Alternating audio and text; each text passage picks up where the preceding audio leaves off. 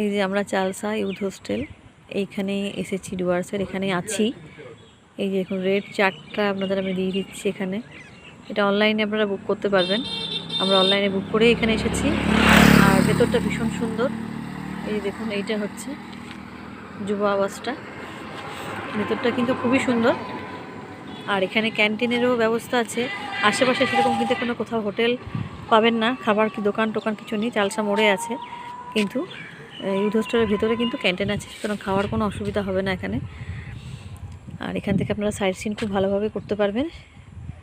আমরা মোটামুটি 1টা নাগাদ এসে এখানে লাঞ্চ সেরে তারপর আমরা বেরিয়ে পড়েছিলাম। এখানে কাছাকাছি কিছু সাইট সিন করে এলাম, খুব ভালো লাগলো।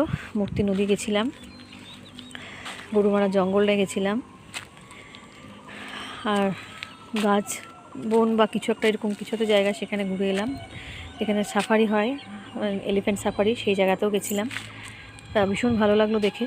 আপনারা চাইলে এখানে অবশ্যই থাকতে পারেন। আর এখানে এলে কোনো অসুবিধা হবে না, খাওয়া দাওয়ার বা কোনো কিছুরই কোনো অসুবিধা হবে না।